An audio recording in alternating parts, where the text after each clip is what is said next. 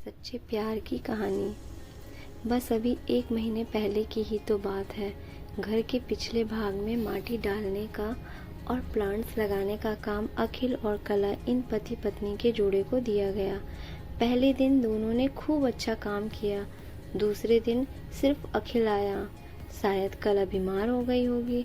दोपहर को मेरे साथ खाना खाने के लिए मैंने अखिल को बहुत आग्रह किया।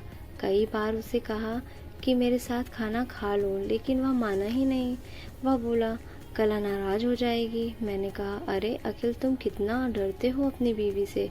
वह बोला मैं नहीं डरता साहब, कद्र करता हूँ उसकी, सम्मान करता हूँ उसका। मुझे उसके शब्दों पर हंसना आ गया। मैंने उससे कहा अरे क्या रखा है उसमें, न रंग है न रूप है, फिर क्यों इतना उसके पीछे पीछे भागता है। मैंने कहा फर्क नहीं पड़ता साहब, रंग हो या ना हो, रूप हो या ना हो, लेकिन फिर भी वही मुझे जग में सबसे प्यारी लगती है। मैं बोला तू तो पूरा जोरू का गुलाम लगता है, क्या तुझे अपनी पत्नी के अलावा बाकी रिश्ते महत्वपूर्ण नहीं लगते। उसने शांति से जवाब दिया देखिए साहब, बाप तो भगवान होते हैं तो उसकी पूजा करनी चाहिए। भाई बहन का रिश्ता तो जन्मजात होता है और दोस्ती का नाता तो सिर्फ काम या मतलब के लिए ही होता है, और बाकी सारे संबंधी मतलब के लिए ही होते हैं। अब देखिए, जैसे कि आपका और मेरा नाता भी काम और पैसे का ही है ना, लेकिन पत्नी हमारी कोई नज़दीकी रिश्तेदार तो नहीं होती। फिर भी वह अपने सारे संबंधों को छोड़कर हमेशा के लिए हमारी हो जाती है और हमारे हर सुख दुख में, हर दिन रात में, हर ऋतु में हमारा साथ देती है। आप मानो या ना मानो, पत्नी सिर्फ एक रिश्ता नहीं है, वो कई रिश्तों का भंडार है।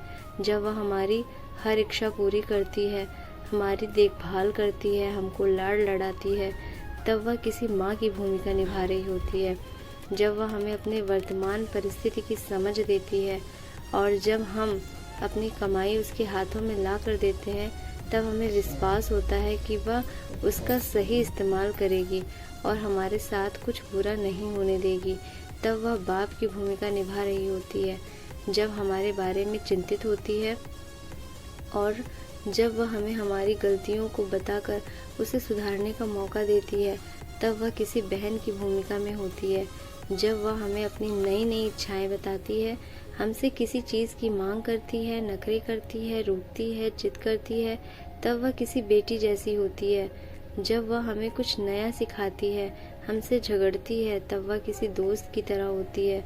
जब वह हमारी और हमारे रिश्तेदारों की सबकी जिम्मेदारी अपने सिर पर उठाती है, तब वह मालकिन होती है।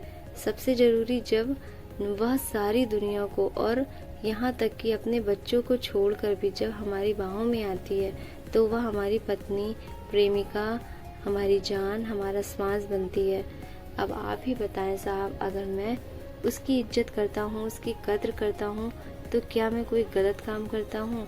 और वैसे भी पत्नी सिर्फ अपने पति के लिए अपना घर छोड़कर अनजाने घर आती है और बाकी के रिश्ते तो परिस्थिति के हिसाब से निभा जाती है।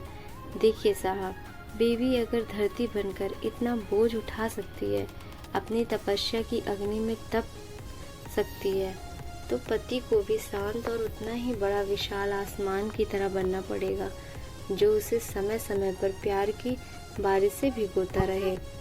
देखिए साहब, मैं ज़्यादा पढ़ा लिखा तो नहीं हूँ, लेकिन ज़िंदगी ने मुझे इतना ज़रूर सिखाया है कि रिश्तों का मतलब एक दूसरे की कमियों को पूरा करना होता है। नहीं तो अगर आप बिना कमियों वाले इंसान को ढूंढने बैठोगे तो ज़िंदगी भर अकेले रह जाओगे। अच्छा साहब, बहुत देर हो गई है, मैं जाता हूँ कहकर अखिल वहाँ से जाने लगा और मैं उसको पीछे से जाते हुए देखता रहा। आज इस मजदूरी करने वाले आम इंसान में मुझे बहुत बड़ा उपदेश देने वाला गुरु नजर आ रहा था।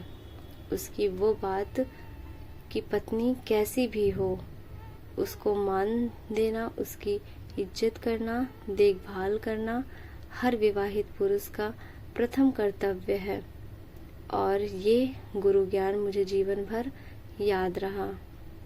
धन्यवाद। अगर ये कहानी आपको अच्छी लगी हो तो प्लीज़ मेरे चैनल को लाइक करें, शेयर करें और सब्सक्राइब करें।